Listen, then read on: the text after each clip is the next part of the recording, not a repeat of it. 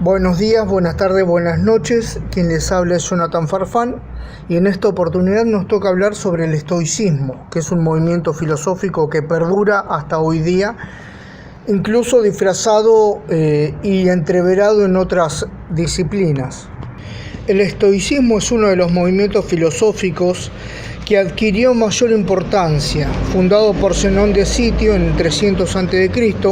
y fue muy difundido por todo el mundo, en especial en las élites romanas, basado en el rechazo de los bienes materiales y la necesidad de alcanzar la felicidad en una vida virtuosa, alejada de las pasiones y con autodominio del sufrimiento y el dolor. Hay tres fases: está el estoicismo antiguo, el medio y el nuevo o romano. En el estoicismo antiguo es la primera etapa que se caracterizó sobre todo por el establecimiento formal de la doctrina. Los filósofos más importantes son Zenón de Citio y Crisipo. En el estoicismo medio, que es la expansión del estoicismo por todo el mundo mediterráneo, el estoicismo fue la escuela filosófica más admirada por los romanos. Y el estoicismo romano destaca por su vertiente eminentemente práctica, donde las consideraciones lógicas, metafísicas o físicas del estoicismo antiguo pasan a un segundo plano para desarrollar sobre todo la vertiente ética de la escuela. Los filósofos más importantes son Lucio Séneca y Marco Aurelio. Ahora bien, el centro de la preocupación estoica es el hombre, el sabio. Hacen una filosofía dividida en tres partes: la lógica, la física y ética. Pero su verdadero interés es la ética. Los estoicos son sensualistas. La percepción es la que va imprimiendo las huellas en el alma humana y formando sus ideas, como también pensará luego más adelante, ¿verdad? El empirismo de Locke, de Hume. Pero a esto se refiere con sensualismo, ¿verdad? Las sensaciones son una parte importante al momento de conocer, ¿no es cierto? En la epistemología estoica, las sensaciones son primordial para poder desarrollar cualquier clase de conocimiento. Los estoicos reconocían unas nociones comunes presentes en todos y que determinan el consentimiento universal. Posteriormente se alteró la opinión acerca del origen de esas nociones y se pensó que eran innatas. La certeza absoluta correspondía a esas ideas innatas. Esta teoría ha ejercido una influencia muy profunda en todo el innatismo moderno. Las repercusiones del estoicismo, tanto en lógica como en moral, han sido mucho más extensas y persistentes de lo que suele creerse, y en particular en la época renacentista. Tal vez la máxima influencia de la filosofía antigua renovada ha correspondido a la estoica, como se puede ver, por supuesto, en Kant o en Descartes. Para los estoicos, el terreno de la lógica incluía no solo lo que moderadamente se entiende por ello, sino además la epistemología, la retórica y la gramática. En el campo de la lógica desarrollan la lógica inductiva, y dividieron la lógica en retórica, ciencia del correcto decir, y dialéctica, o sea que dividieron la lógica en retórica y en dialéctica. Diodoro Cronos, quien fue uno de los maestros de Zenón, es considerado el filósofo que introdujo y desarrolló por primera vez un enfoque de la lógica, ahora conocido como lógica proposicional, que se basa en enunciados o proposiciones en lugar de términos, lo que lo hace muy diferente de la lógica de Aristóteles, por ejemplo. Más tarde, Crisipo desarrolló un sistema que se conoció como lógica estoica e incluía un sistema deductivo. La silogística estoica, que se consideraba un rival de la silogística de Aristóteles, se basaban en esta clase de análisis, ¿verdad? Ya no eran los términos, sino que eran las proposiciones completas, lo que importaba. Algo parecido se puede apreciar, por ejemplo, en el alemán lingüista Frege, ¿verdad?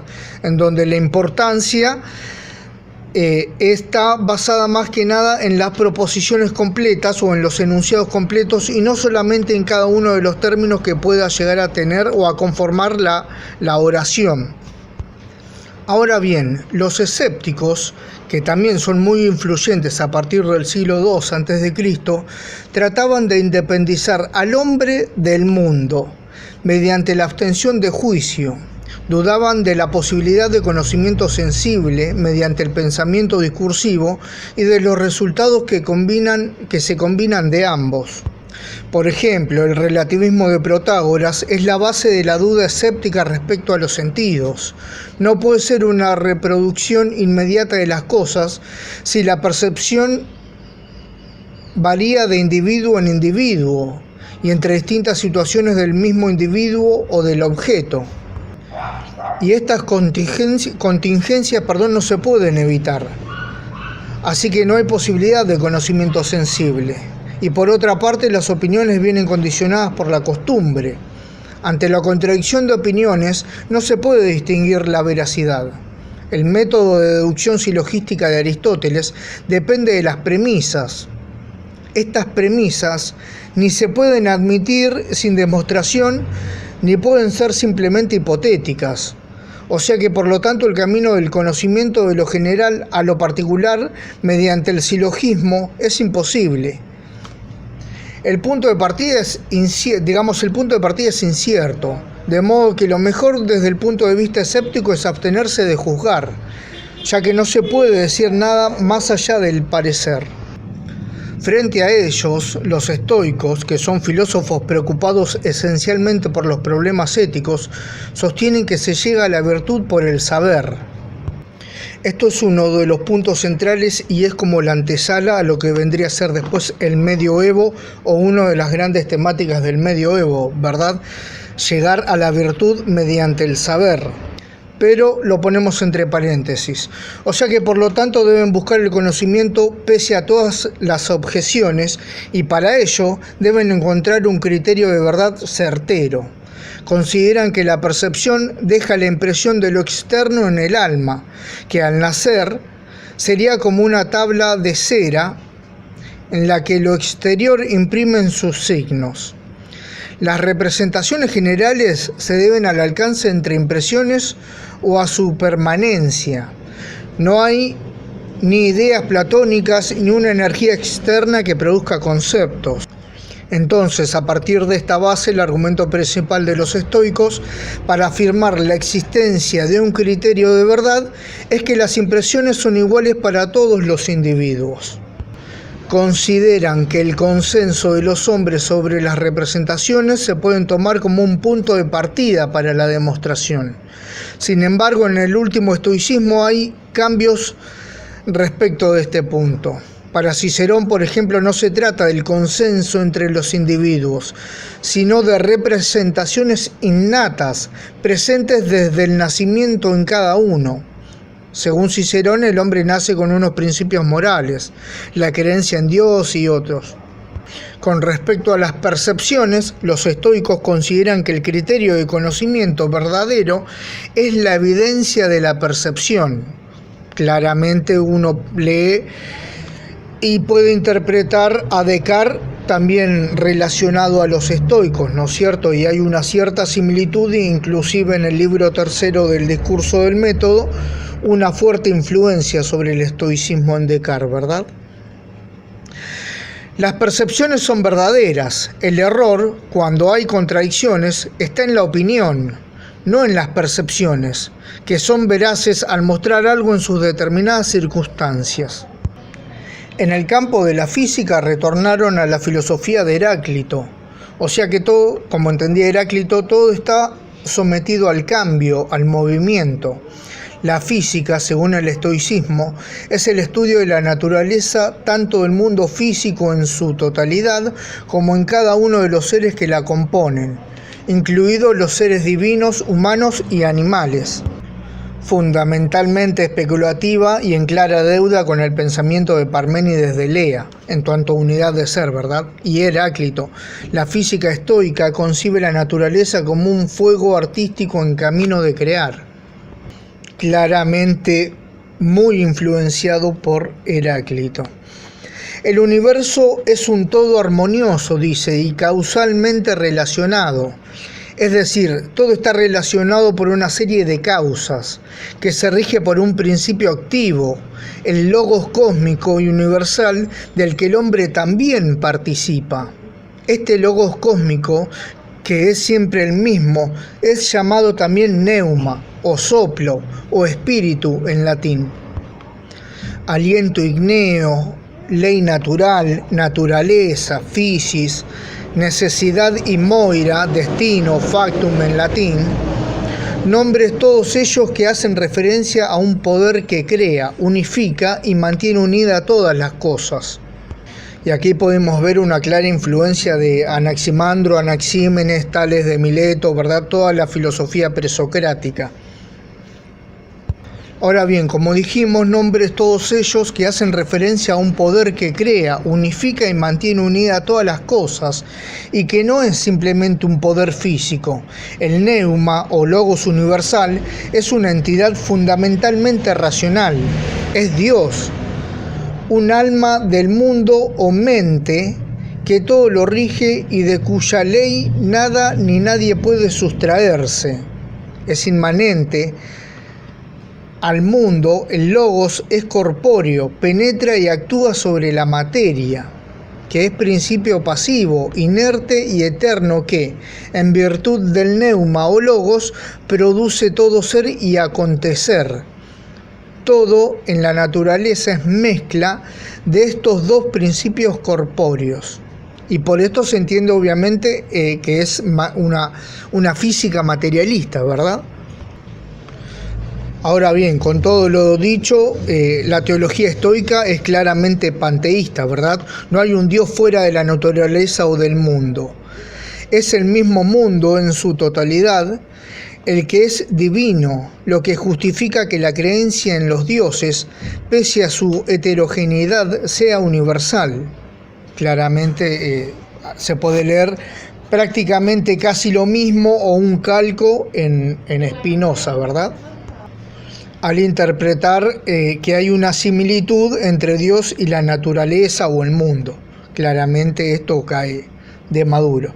La concepción de un cosmos dotado de un principio rector inteligente desemboca en una visión determinista del mundo, donde nada hay azaroso.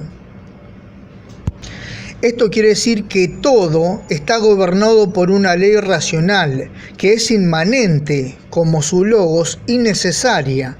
El destino no es más que la estricta cadena de los acontecimientos o causas ligados entre sí. Y esto es que los sucesos anteriores son causa de aquellos que le siguen. Y en esta manera todas las cosas van ligadas unas a otras. Y así no sucede cosa alguna en el mundo que no sea enteramente consecuencia de aquella y ligada a la misma como a su causa. Muy bien, lo que está diciendo acá es que el azar no existe, es el simple desconocimiento causal de los acontecimientos. Si nuestra mente pudiera captar la total trabazón, o sea, la conexión que hay de las causas, podría entender el pasado, conocer el presente y predecir el futuro. Este mundo es el mejor de todos los posibles y nuestra existencia contribuye a este proyecto universal, por lo que, como veremos, no hay que temer al destino, sino que hay que aceptarlo. Esta es una de las influencias más fuertes que tiene el estoicismo dentro de toda la filosofía, que a su vez es lo más criticado, ¿verdad? No aceptando el destino se eliminan los problemas y demás cosas. Eso es claramente uno de los puntos que se le puede llegar a criticar al estoicismo, pero en cierta forma tiene su vigencia en la actualidad y es enseñado, entre otros, por la famosa psicologías o ramas similares. El logos de todo, que todo lo anima, está presente en todas las cosas como un logoi, spermatikoi, o sea, razones seminales, que todo lo que acontecerá, de todo lo que acontecerá. Como el mundo es eterno y el logos es siempre el mismo, inevitablemente habrán de repetirse todos los acontecimientos, una especie de eterno retorno, como dirá Nietzsche, ¿verdad? una que se repite una y otra vez, por ciclos, ¿verdad? Siempre debe entenderse esto a través de una consecución, pero de ciclos. El mundo se desenvuelve en grandes ciclos cósmicos de duración determinada, al fin de los cuales todo volverá a comenzar de nuevo, incluso nosotros mismos. Cada ciclo acaba con la conflagración universal, o consumación por el fuego, de donde brotarán de nuevo los elementos, el aire, el agua, la tierra, que componen todos los cuerpos, comenzando así un nuevo ciclo. Muy bien, entonces con respecto a la física, se puede decir que los estoicos eran materialistas y eran a su vez también panteístas, ¿no es cierto? La teología estoica, como bien dijimos, es panteísta. Ahora pasamos a la moral, al grueso de la cuestión, o por lo que fueron conocidos los estoicos. Muy bien, dicen los estoicos, al estar todos los acontecimientos del mundo rigurosamente determinados y formar parte el hombre del logos universal, la libertad no puede consistir más que en la aceptación de nuestro propio destino, el cual estriba fundamentalmente en vivir conforme a la naturaleza, que para ello el hombre debe conocer qué hechos son verdaderos y en qué se apoya su verdad. Ahora bien, el bien y la virtud consisten, por tanto, en vivir de acuerdo con la razón, evitando las pasiones, que no son sino desviaciones de nuestra propia naturaleza racional. La pasión es lo contrario que la razón. Es algo que sucede y que no se puede controlar, por lo tanto debe evitarse. Las reacciones como el dolor, el placer o el temor pueden y deben dominarse a través del autocontrol ejercitado por la razón. La impasibilidad, de la cual deriva apatía, y la imperturbabilidad, o sea, la ataraxia, son conceptos fundamentales de esta ética estoica, cuyo gran pilar, como acabamos de decir, es la ataraxia, es la imperturbabilidad del alma ante el flujo de las cosas, ante la vida, ante el conocimiento, es el dominio de las pasiones.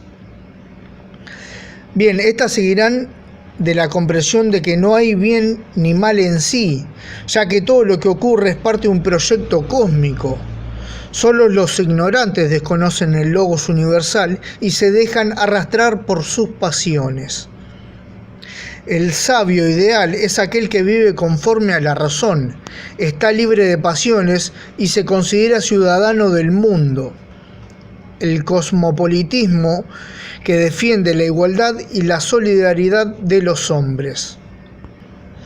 Ahora bien, ¿cómo se puede vivir al margen de las pasiones? Es un poco la crítica que siempre se le va a hacer al estoicismo, ¿verdad? Que puede llegar a ser útil su contracara, que es, bueno, la filosofía, la ética aristotélica, ¿verdad? Que logrando, entiendo yo, el punto medio, que también es virtud, que es dominar las pulsiones, las pasiones, no es rechazarlas, sino aprender a reconocerlas y en consecuencia poder administrarlas. Creo que se va logrando esta libertad en cuanto a las pasiones y que a uno le permite poder ejercer dominio tanto sobre sí como lo que le sucede o lo que le acontece. Pero bueno, es la contrapartida, es lo que le falta a la moral estoica. Las 4 virtudes cardinales de la filosofía estoica son una clasificación derivada de las enseñanzas de Platón, que se puede ver en la República, ¿verdad? En el libro 4, por ejemplo, que tenemos a sabiduría o sofía, al coraje o andreia, a justicia o dikaiosine y la templanza o la sofrosine. Después de Sócrates, los estoicos sostuvieron que la infelicidad,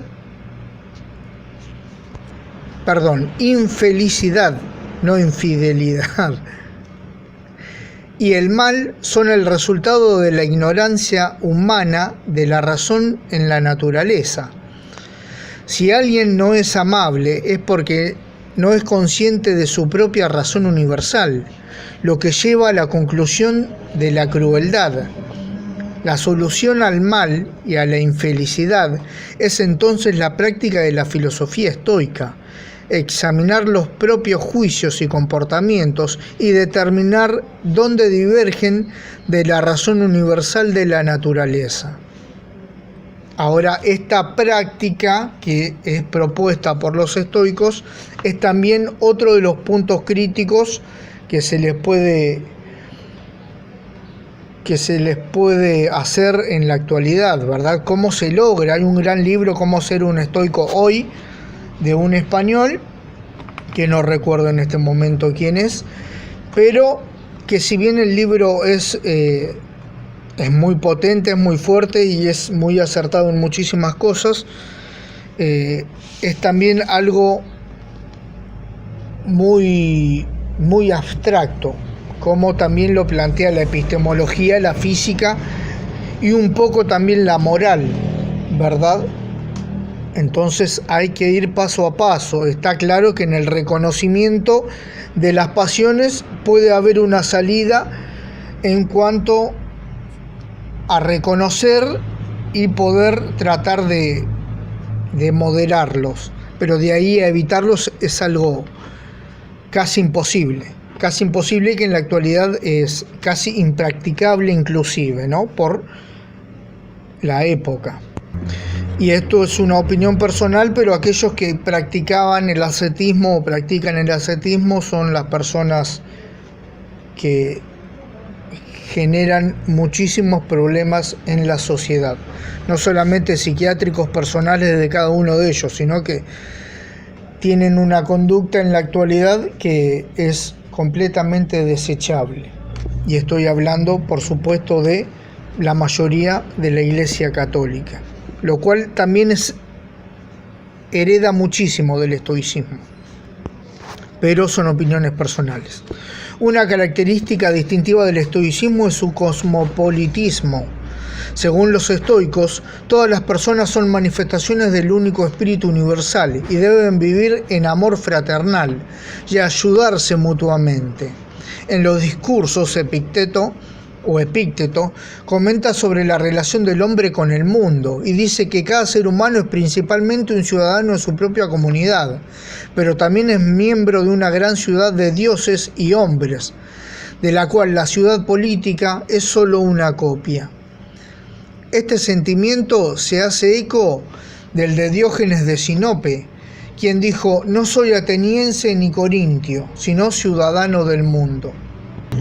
También sostuvieron que las diferencias externas como el rango y la riqueza no tienen importancia en las relaciones sociales. En cambio, abandonaron por la hermandad de la humanidad y la igualdad natural de todos los seres humanos. Abogaron por la hermandad de la humanidad y la igualdad natural de todos los seres humanos. El estoicismo se convirtió en la escuela más influyente del mundo greco-romano y produjo una serie de escritores y personalidades notables, como Catón el Joven y Epicteto. En particular se destacaron por su urgencia de clemencia hacia los esclavos. Séneca, por ejemplo, exhortó: "Recuerda amablemente que el que llamas esclavo nació en la misma población, es sonriendo con los mismos cielos y en igualdad de condiciones con ti mismo. Respira, vive y muere". A ver, entonces, para cerrar, los estoicos proclamaron que se puede alcanzar la libertad y la tranquilidad tan solo siendo ajeno a las comodidades materiales, la fortuna externa y dedicándose a una vida guiada por los principios de la razón y la virtud. Tal es la idea de la imperturbabilidad o la ataraxia. Asumiendo una concepción materialista de la naturaleza, siguiendo a Heráclito en la creencia de que la sustancia primera se halla en el fuego y en la veneración del logos, se identifican con la energía, la ley, la razón y la providencia encontradas en la naturaleza. La razón de los hombres se considera también parte integrante del logos divino e inmortal, y la doctrina estoica, que consideraba esencial a cada persona como miembro de una familia universal, ayudó a romper las barreras regionales, sociales y raciales, y a preparar el camino para la propagación de una religión universal. La doctrina estoica es la ley natural, que convierte la naturaleza humana en una norma para evaluar las leyes e instituciones sociales. Tuvo mucha influencia en Roma y en las legislaciones posteriores de Occidente. Además tuvo importancia en corrientes y filósofos posteriores, como dijimos, Descartes y Kant. Los estoicos antiguos dividieron la filosofía en tres partes: la lógica, o la teoría del conocimiento y de la ciencia, que incluye la retórica y la dialéctica; la física, que ya dijimos, ciencia sobre el mundo y sobre las cosas; y la ética, la ciencia de la conducta. Todas ellas se refieren a aspectos de una misma realidad, el universo en su conjunto y el conocimiento sobre él. Este puede ser explicado y comprendido globalmente porque es una estructura organizada racionalmente en la que el hombre mismo es parte integrante, siendo la faceta más importante de esta ética.